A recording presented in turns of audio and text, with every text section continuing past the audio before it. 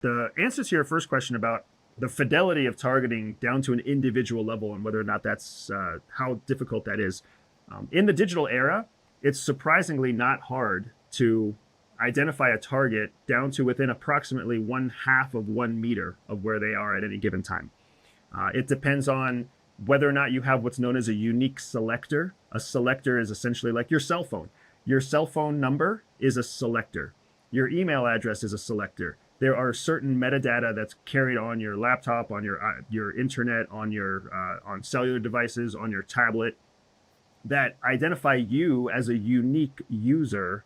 So then what is actually happening is they're not targeting the individual, they're targeting the hardware. So they're targeting the actual device that's transmitting the signal that they're able to geolocate. So much of intelligence is spent identifying and collecting selectors so that when you need to target that individual with high fidelity, you'll know where they are. Whether you need to target them for a kinetic strike, like we're talking about with Israel, or whether you need to target them for a human operation because you need someone to bump them or someone to seduce them or someone to extract information, you always want to know where that person is. And we live in an era where you can do that. You can do that with just commercial technology. That's how advertisers get onto your phone as well. They geo-target you as a specific user based on your selectors. So is it difficult to collect that information? No, but it is difficult to carry out kinetic strikes when you have that information because now you have to send high fidelity armaments in to actually strike the target and strike the target where they are. There's always a risk for collateral damage. Maybe the cell phone is in the house, but the owner is in the backyard. So if you strike the house, you may not actually hit the backyard if you're using a highly targetable device. So there's always risk associated with it. The second question that you had about driving trucks across the Iranian border, this is a two-part challenge, right? First, borders are very difficult to police. That's why you see debates all around the world about how much people can and can't control immigration. The United States is trying to build walls because it understands that the border is very porous. The same thing is true, especially along coastline. You live in Dubai. Think about how much coastline in Dubai is not actively policed, right? How much coastline could anybody just sail a small sailboat up to and dock the sailboat somewhere, park the sailboat at anchor, and take a little dinghy, and they can walk right into the downtown Dubai without going through immigration, without anybody even knowing that they're there.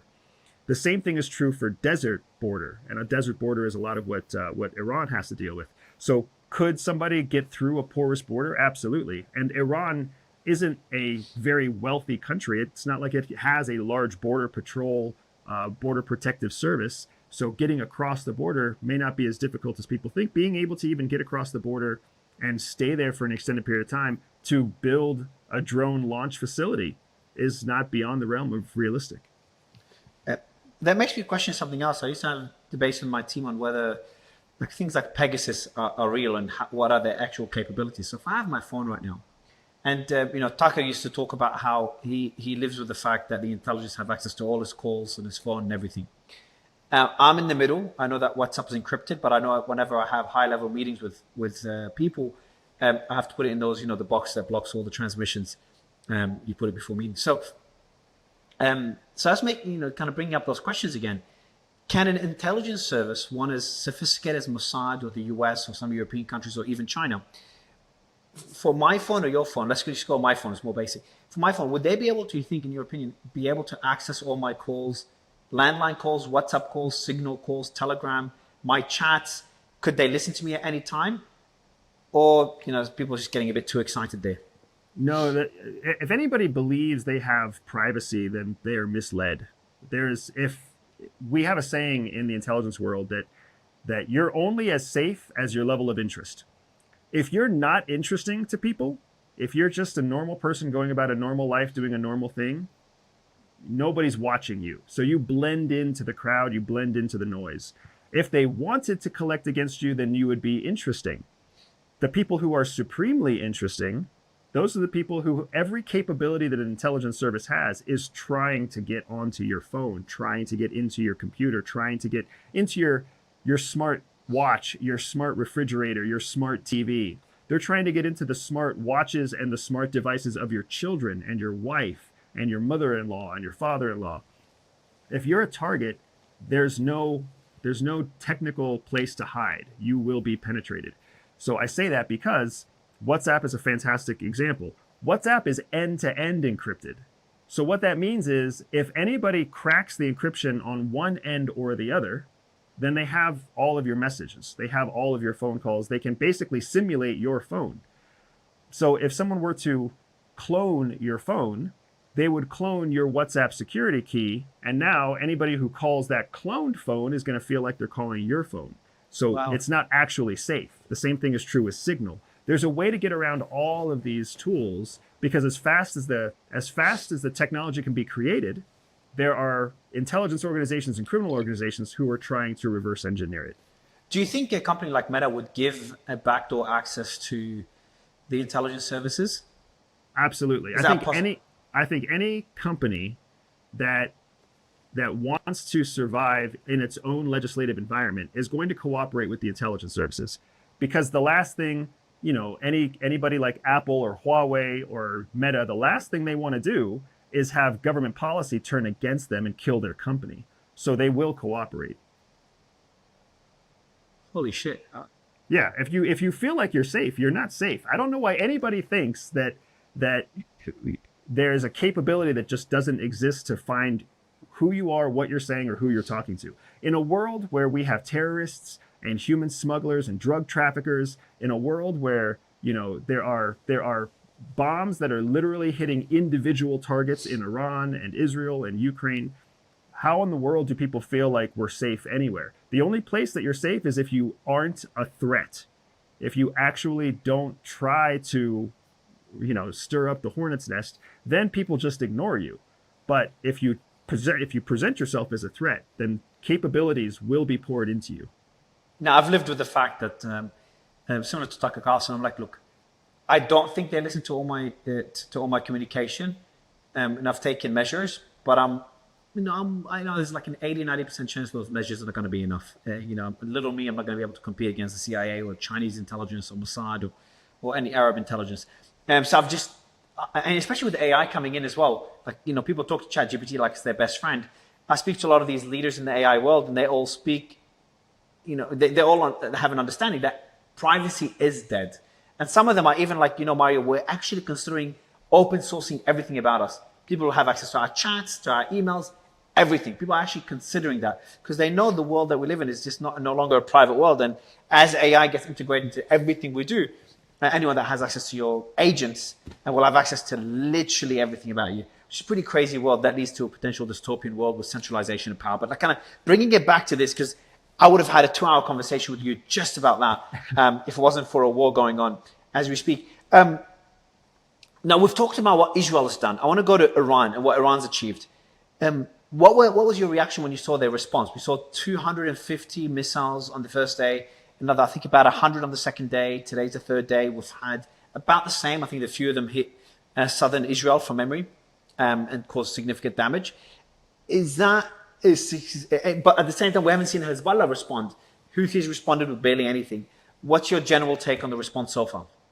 I think that what we're seeing is Israel's military strategy really working right now. Israel, when they launched against Hamas, Hamas was just a kind of a match in a matchbox that was a very convenient time to get aggressive against multiple different proxies for Iran. So with the movement after the October 6th attacks, after the October 7th attacks, with that movement into Gaza, that kind of started Israel on this larger strategy of let's neutralize Hamas, and then let's neutralize Hezbollah. And by neutralizing those two targets, or by eviscerating and the Houthis as well, which didn't take a lot, but the Houthis.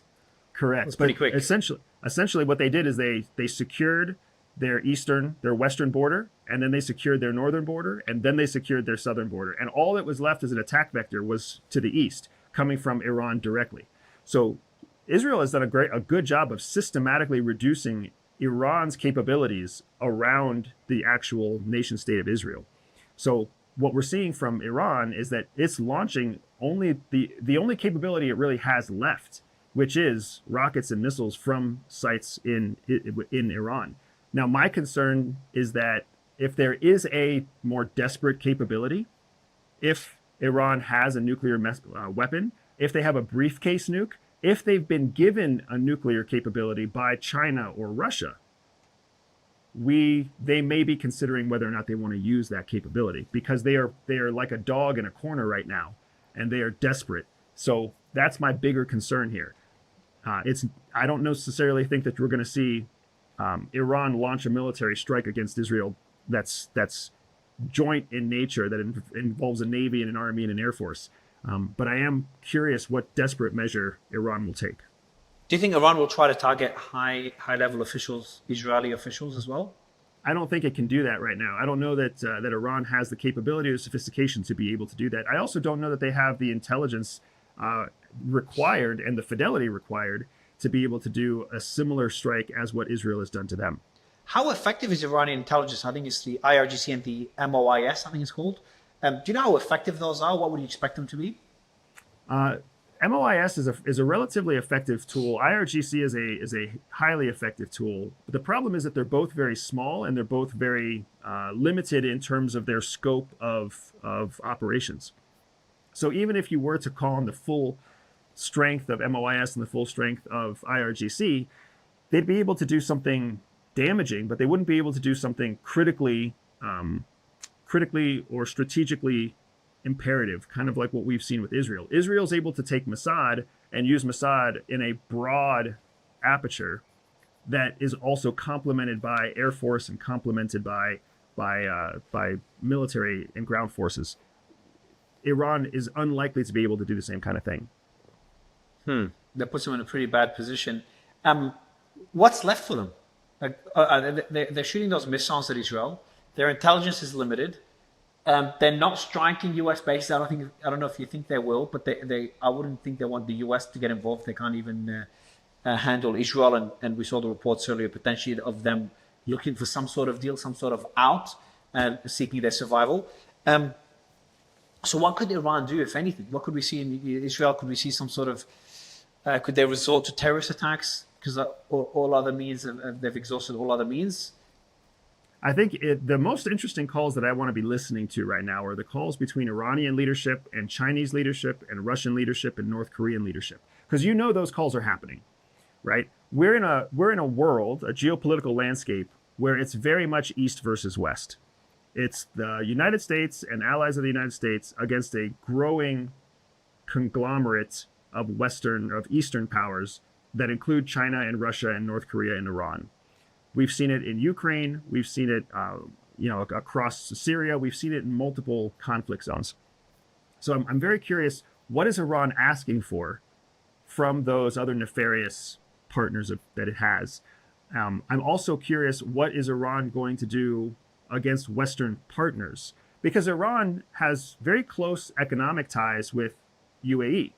And Iran is the breadbasket of the Middle East in a lot of ways. So is Iran going to somehow use its leverage with the Middle Eastern powers that are allies with the United States to gain some sort of leverage?